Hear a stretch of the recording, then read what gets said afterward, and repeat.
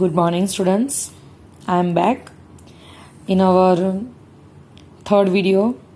Let we begin the second unit, first read, AutoFab technology.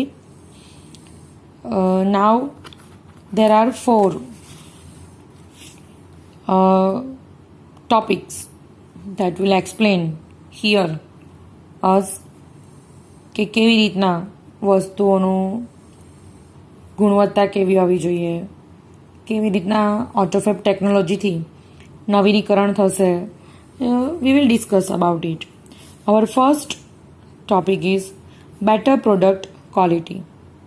Better product quality that means કે જે કંઈ પણ વસ્તુ છે એની જે ગુણવત્તા છે, ક્વોલિટી દેટ મીન્સ કે ગુણવત્તા એ કેવી મળશે પહેલાં કરતાં સારી. એટલે આ વસ્તુ રેડીમેડ બજારમાંથી લઈ આવો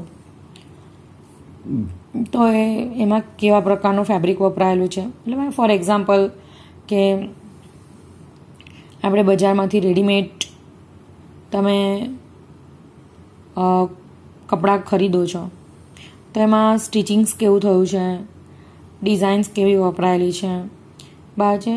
એ આપણે ચોઇસ કરી છે વસ્તુ અલગ છે, પણ એ જ વસ્તુ જો આપણે ક્રિએટ કરાવડાવીએ આપણી ડિઝાઇન્સ તૈયાર કરીને અને આપણે ટેલરને આપીએ અને tailor as per our design and our expectation બાજુ એ આપણને તૈયાર કરીને આપે તો એની કમ્ફર્ટ, એની જે શું કહેવાય કે આપણી ડિઝાઇન પ્રમાણે વસ્તુ બની હોય તો એને પહેરવાનો ખરેખર આનંદ જ અલગ હોય.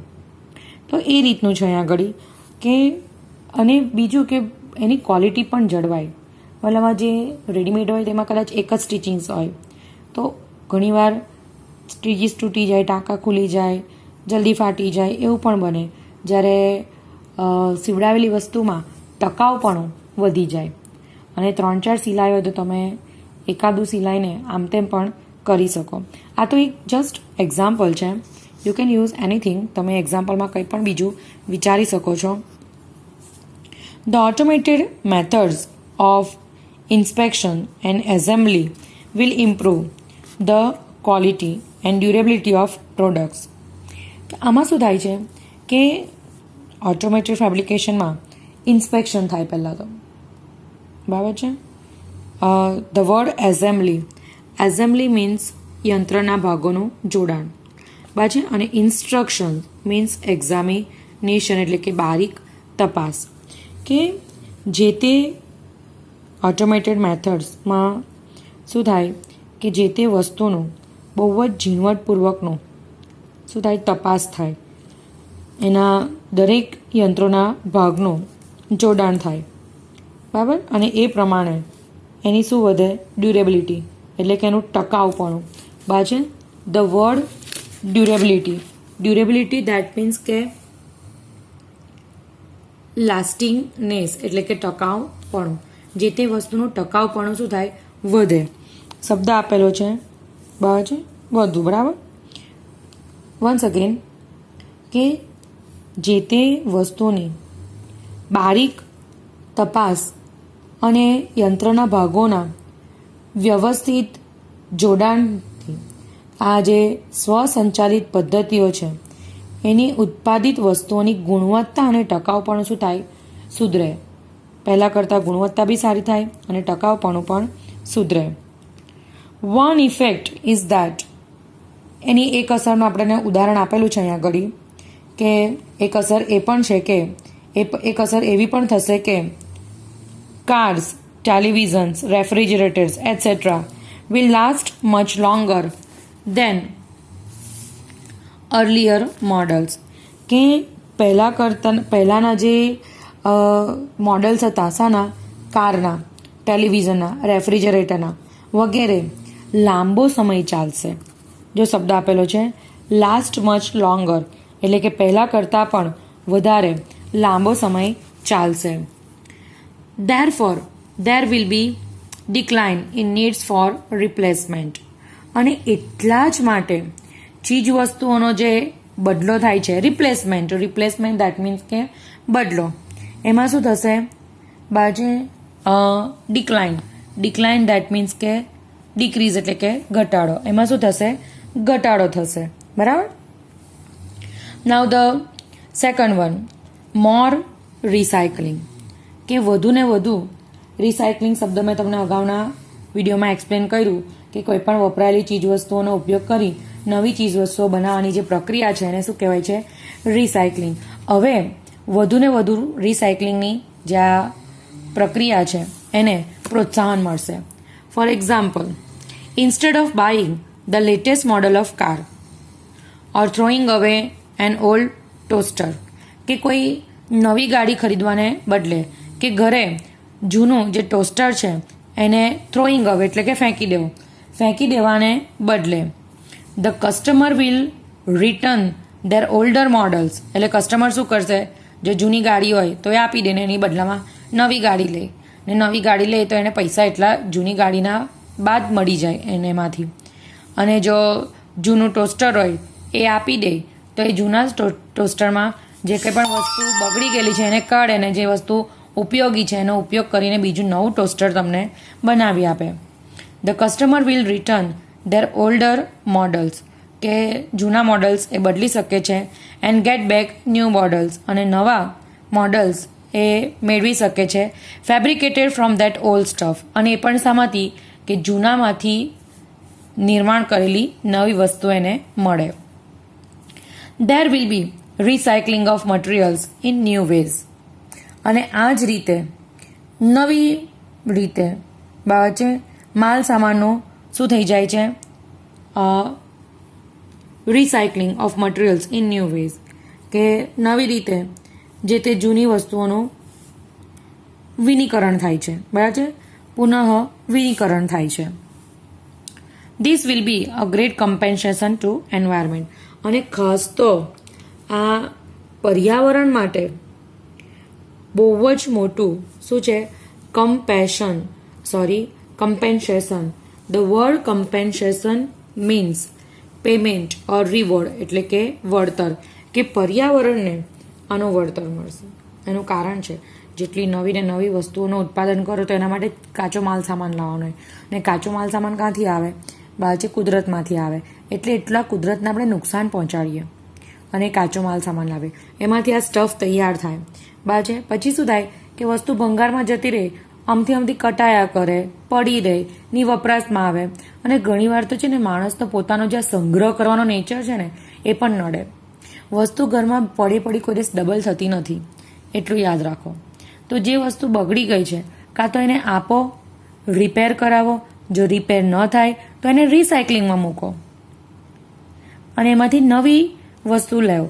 પણ ઘરે સ્ટોરરૂમમાં કે પછી ભંગાર રૂમમાં મૂકી રાખવાથી એ ક્યારેય ડબલ થતી નથી. વસ્તુને ઉપયોગમાં ઇમિડિયેટ સ્કેલ ઉપર લેવાય એ વસ્તુ ધ્યાનમાં રાખવાની. એટલે જે સંગ્રહ કરવાનો, sometimes it is sad in ગુજરાતીમાં એવી કંઈક કહેવત બી છે કે ભાઈ સંગ્રહેલો સાપ કામનો, પણ એ ક્યારે ઉપયોગમાં આવતો હોય ત્યારે. ઉપયોગમાં જ નહીં આવવાનો હોય ને એમ જ પડી રહેલું હોય ને ખોટી જગ્યા રોકતું હોય તો એની જગ્યાએ એને નવા વર્ઝનમાં ફેરવી દેવું યોગ્ય રહે. બરાબર? એટલે કુદરતને પણ એનાથી શું થાય? વધારે નુકસાન થાય નહીં, અને કુદરતને પણ શું મળી રહે? વળતર મળી રહે. બરાબર. The third topic, the return of the village craft workers, કે ફરી એકવાર ગામડાઓના જે કારીગરો છે એ લોકોનો જમાનો આવશે, એ લોકો પાછા પરત ફરશે. અત્યાર સુધી શું હતું કે પબ્લિક માસ પ્રોડક્શનમાં બિલીવ કરતી થઈ ગયેલી હતી, મતલબમાં જથ્થાબંધ બધું એક કરતાં વધારે સ્ટોર કરે ને બધું ઘરમાં, એટલે એક કરતાં વધારે, એટલે એ લોકો માસ પ્રોડક્શનમાં બિલીવ કરતા થઈ ગયેલા. હવે કેવો ટ્રેન્ડ આવી ગયો છે કે મેં પહેરેલી ટી શર્ટ યુનિક જ હોવી જોઈએ, મારા જેવી બીજા કોઈ પહેરેલી હોવી જોઈએ નહીં. તો ભાઈ એવું કરવું હોય તો ભાઈ તમારે જાતે એને સ્ટીચ કરાવવી પડે, જાતે એની પર બધી પ્રિન્ટ કઢાવવી પડે. બરાબર? હવે બધાને યુનિક જોઈએ કે મારું જે છે તેવું બીજા કોઈ પાસે હોવું જોઈએ નહીં. તો જો હવે આવી યુનિક વસ્તુઓ વાપરવાની તમારી જો થિંકિંગ હોય તો પછી તમારે ઓટોફેબ ટેકનોલોજીનો જ ઉપયોગ થાય અને એમાં આ ગામડાના જે કારીગરો છે એનો ફરી જમાનો આવે, કારણ કે આપણે ડિઝાઇન લઈને જઈએ એટલે એ ડિઝાઇન પ્રમાણે આપણને તૈયાર કરી આપે. એટલે એ કંપની તો તૈયાર એવી રીતના કરી જ નહીં આપે. કંપની કોઈ પણ વસ્તુનું ઉત્પાદન કરે તો એ જથ્થામાં જ કરે, કારણ કે એને કંપની જે ડેવલપ થયેલી હોય એમાં જે રીતની મશીનરી ગોઠવાયેલી હોય એ રીતનું જ નિર્માણ કરતી હોય કે એક કરતાં વધારે જ વસ્તુ બને. એટલે તમે જો એમ વિચારતા હોય કે મારા જેવું બીજું કોઈ પાસે ન હોય તો પછી તમારે આવા કારીગરોનો જ સંપર્ક કરવો પડે. એટલે ઓટોફેબ ટેકનોલોજીમાં એક લાભ એ પણ છે કે જ્યાં ગ્રામીણ વિસ્તારના craft workers means skilled worker એટલે કે હસ્તકલાકાર, કે જેની પાસે જન્મજાત કોઈ આવડત છે, કે જે કોઈ એણે સ્કિલ એણે ડેવલપ કરેલી છે, કંઈક શીખેલા છે, તો ફરી એકવાર એ લોકોનો જમાનો આવશે, એ લોકોને કામ મળશે. If mass production loses its economic advantages, કે જો જથ્થાબંધ, માસ પ્રોડક્શન એટલે કે see the word mass production, that means કે જથ્થાબંધ ઉત્પાદન, કે જો જથ્થાબંધ ઉત્પાદન પોતાનું ઇકોનોમિક દેટ મીન્સ કે ફાઇનાન્શિયલ એટલે કે નાણાકીય, કે જથ્થાબંધ ઉત્પાદન જો પોતાનું નાણાકીય એડવાન્ટેજ દેટ મીન્સ કે બેનિફિટ એટલે કે લાભ, કે જથ્થાબંધ ઉત્પાદન જો પોતાનો આર્થિક લાભ લોસ એટલે કે ગુમાવશે તો huge centralise factories would disappears. તો આજે મોટી સેન્ટ્રલાઇઝ દેટ મીન્સ કે સેન્ટ્રલાઇઝ, ધ વર્ડ સેન્ટ્રલાઇઝ એ એડજેક્ટિવ છે, કેન્દ્રીકૃત, કે આજે કેન્દ્રીકૃત મોટી ફેક્ટરીઓ બનેલી છે એ શું થઈ જશે? વુડ ડિસઅપિયર, અદ્રશ્ય થઈ જશે. જે કેન્દ્રીકૃત થયેલા જંગી મોટા જે કારખાનાઓ છે એ શું થઈ જશે? અદ્રશ્ય થઈ જશે. ક્યારે? જો જથ્થાબંધ ઉત્પાદન એની આર્થિક લાભ ગુમાવશે ત્યારે. They will be replaced by smaller and community based factories. હવે આનું સ્થાન કોણ લેશે? નાના અને કમ્યુનિટી દેટ મીન્સ કે સમાજ ને આધારિત જે બધી ફેસિલિટીઝ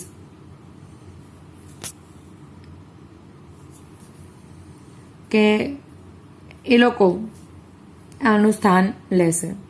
સમજો હવે, એટલે કે આ જે કેન્દ્રિત કારખાનાઓ છે તેનું સ્થાન નાની અને સમાજ આધારિત સગવડતાઓ લેશે, કે જે સમાજને આધાર આપે એવી બધી જે સગવડતાઓ છે એ એની જગ્યા લેશે. There will be a continuous decline in the amount of human efforts needed to produce material goods. કે there will be continuous decline, કે સતત ઘટાડો થશે. શામાં? માનવીય પ્રયત્નોમાં. માનવ જે પ્રયત્ન કરતો રહે છે બાકી એ પ્રયત્નમાં શું થઈ જશે? ઘટાડો થઈ જશે. And needed to produce material goods, કે ચીજ વસ્તુઓના ઉત્પાદન માટે જરૂરી જે કંઈ પણ માનવ પ્રયત્ન કરતો રહે છે સતત, એમાં શું થશે? ઘટાડો થઈ જશે. કેમ? એ સ્થાન કોણ લેશે? ઓટોમેટેડ ફેબ્રિકેશન લેશે. Then the customers may be served better by local owner. અને ત્યારે જ જો માનવ શ્રમમાં ઘટાડો થાય અને આ મોટી કંપનીઓ અદ્રશ્ય થાય તો જ ગ્રાહક જે સ્થાનિક માલિકો છે, લોકલ ઓનર, બરાબર છે? The word local owner that means કે સ્થાનિક માલિકો, જે આ સ્થાનિક માલિકો છે એની પાસે જશે, બરાબર? અને ઓપરેટર્સ એટલે કે એડમિનિસ્ટ્રેટર્સ એટલે કે સંચાલકો. C I have given you the similar word so you can remember. Similar words આપણને પરીક્ષામાં પૂછાય છે એટલે એ તમારે યાદ રાખવા બહુ જ જરૂરી છે. તો જે લોકલ ઓનર છે, ઓપરેટર્સ છે એટલે કે એડમિનિસ્ટ્રેટર એટલે કે સંચાલકો, ઓફ અ મેન્યુફેક્ચરિંગ શોપ, કોઈ પણ ઉત્પાદિત દુકાનના જ્યાં સંચાલકો છે સ્થાનિક માલિકો છે એ લોકો હવે વધુ સારી રીતે ગ્રાહકને સેવા આપી શકશે. બરાબર છે. એટલે કે એક સ્થાનિક દુકાન ચલાવનાર અને દુકાનો જે માલિક છે તેના તરફથી ગ્રાહકને વધારે સારી સેવાઓ મળી શકશે. Thus, the factories will become decentralized and the naturally talented village craft workers will be back with a bang. Thus, the factories will become decentralized. કે આમ કરવાથી જે આ બધી મોટી મોટી ફેક્ટરીઝ છે એ શું થઈ જશે? એનું ડિસેન્ટ્રલાઇઝ, દેટ મીન્સ કે વિકેન્દ્રીકરણ કરવું. તો એનું વિકેન્દ્રીકરણ થઈ જશે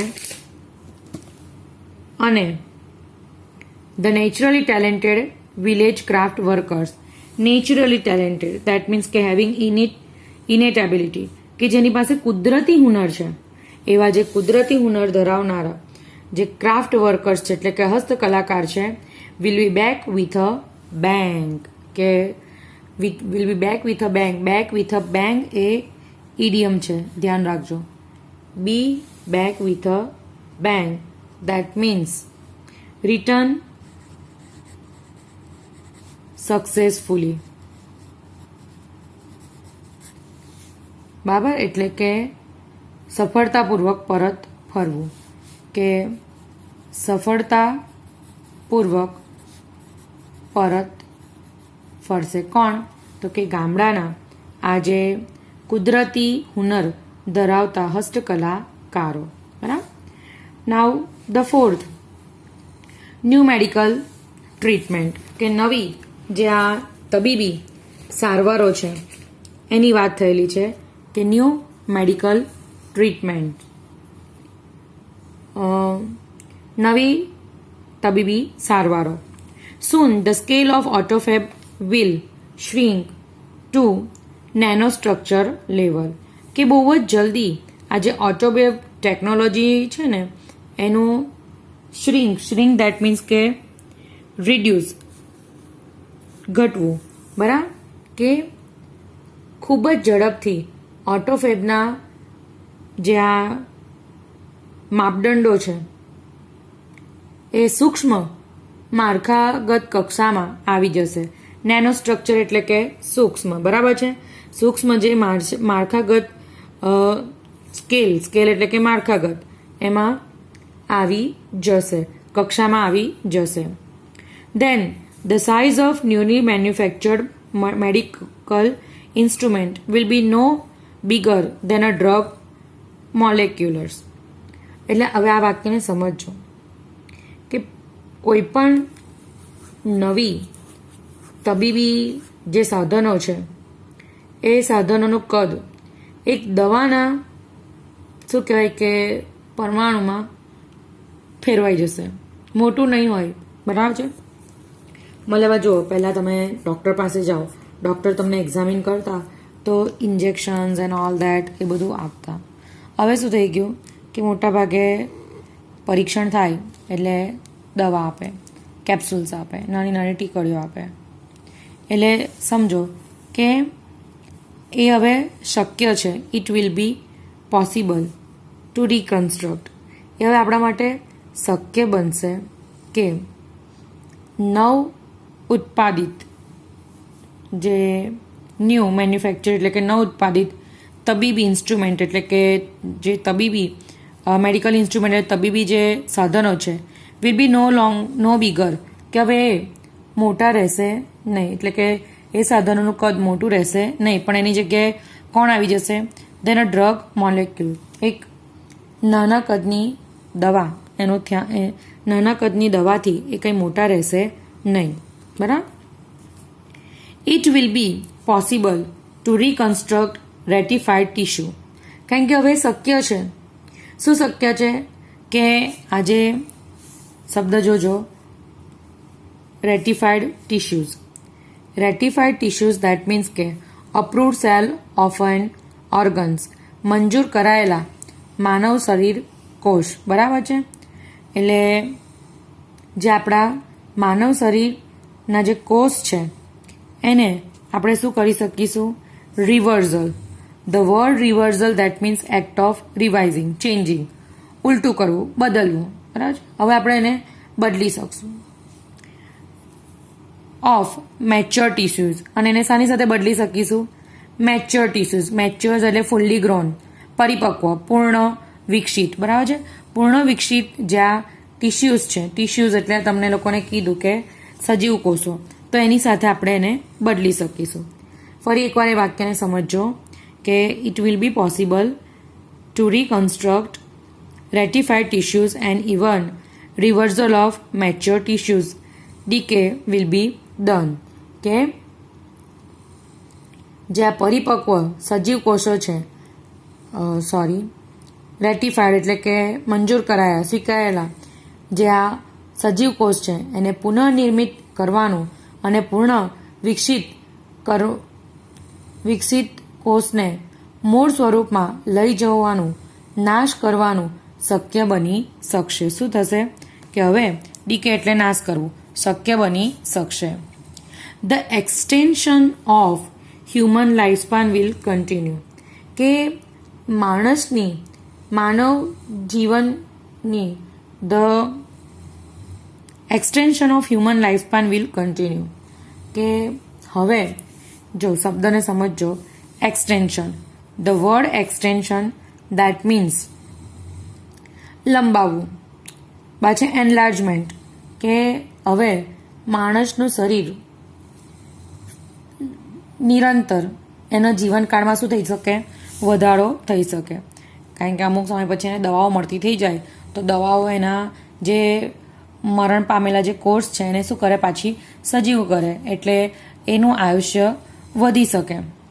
the health of old people will improve. જે બુઝુર્ગ વ્યક્તિઓ છે એનું તંદુરસ્તીમાં શું થાય છે? સુધારો થશે. સુધારો થશે શબ્દ વિલ આપેલો છે. બરાબર છે.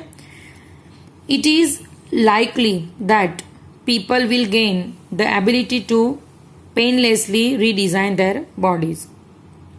It is likely that કે એવું બનશે કે આપણે એવું કહી શકીએ કે લોકોને તેમના શરીરને will gain the ability to painlessly redesign their bodies. કે લોકોને તેમના શરીરને કોઈપણ પીડા વગર ફરી આરોગ્યસભર બનાવવાનું શક્ય બનશે. કે કોઈપણ પ્રકારની પીડા વગર તેઓ દવા લઈ લે એટલે પેનલેસ થઈ જાય અને પોતાનો આરોગ્ય એ લોકો સુધારી શકશે.